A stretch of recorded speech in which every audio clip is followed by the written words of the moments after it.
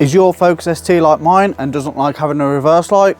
Well, in this video, we're going to fix that. Now, there are a few things that could be causing your reverse light not to work, and you want to go through these first before doing this job, as it is a bit of a major job. First thing, simple, check your bulb, replace the bulb for a new one. If that doesn't work, you can check the fuses, but more than likely, as they're all on one fuse, your other lights might not work. Third thing you can do is switch the bulb holder from your fog light onto the reverse light side and see if it's just the bulb holder itself. You can also check the wiring. I've gone through all of those things, and I've also realized that my reverse sensors aren't working, and that obviously needs the reverse light switch to engage in order to tell the sensors to turn on. So I'm pretty sure it's my reverse light switch. So we've got a new one here. And I'm going to replace it today. First thing you want to do is support the gearbox with the jack, as we'll be removing the gearbox mount and you don't want the gearbox to drop. So I'll just quickly show you the position of the jack. As you can see, just there on the lowest part of the gearbox, there is a little bit hanging down.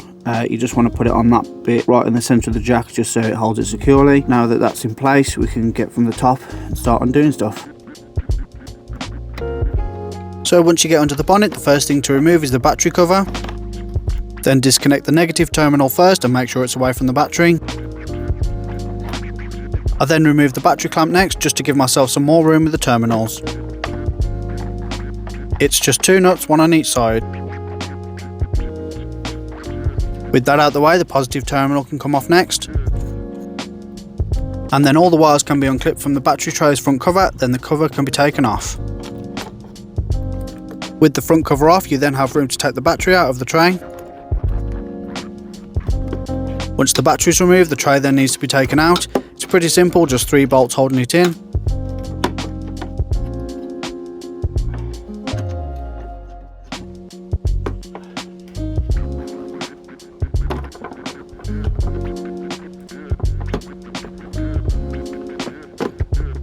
At this point, I couldn't carry on without removing the air filter, as much as I didn't want to take it off, but I had no choice. And with that removed, the tray comes out no problem. So with the battery out the way and the tray off, you're then left with just the gearbox mount there, and if you can just see, that is where the reverse switch is. So we need to get the gearbox mount out the way, then we can get access to the switch them over, and then get everything back together. I used a breaker bar to crack the battery tray bracket bolts loose first,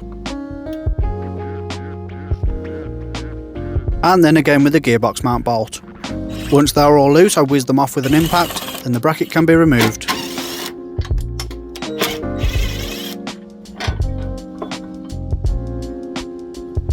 With that off, the gearbox mount bolt can come out. I didn't use the impact gun on this, as you want to do it slowly to make sure the gearbox doesn't drop suddenly if it's not supported correctly. And finally, the mount can be removed. As you can see there now, with everything out of the way, you've got good access to the switch itself. One thing you can also do is just push it into gear and it'll move the linkage over and it'll give you even more space. Just want to disconnect the plug like that, move that out of the way, and then we can start taking the old switch off. So using a 22mm ring spanner, you just want to break it loose, then it can be wound out by hand. Then grab the new one and it can be put in its place. Make sure it's nice and snug and the 2 grooves are pointing upwards. Plug it back in and that's job done. So that is the new reverse light switch all in. All that's left to do now is put back all the battery and the tray and the gearbox mount and things like that.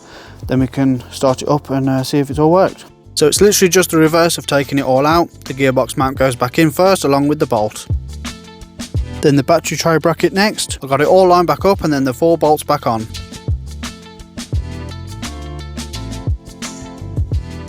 Once it's all lined up, I screwed the gearbox bolt all the way in and tightened it down fully before doing the same with the battery tray bracket.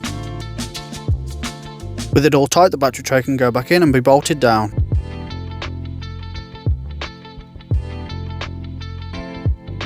Then the battery can go back in and the front cover put back on.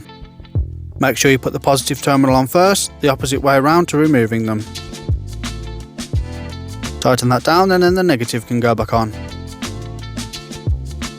The battery clamp is next.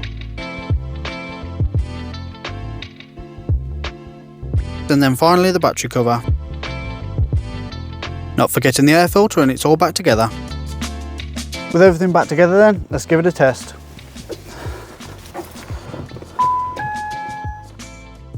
And that's a successful job. and you might be able to also hear that my reverse sensors are also working again, so that's good. And that is job done then. Not too bad of a job. Again, just make sure you support the gearbox properly and it'll all go smoothly. Also, definitely make sure you get a 22mm spanner. I tried to get in there with an adjustable and it just did not work, so I had to go and get one. But hope you learned something, hope it helps you do the job yourself. Again, make sure you do those checks first before going into that job. Please subscribe and I'll see you in the next one.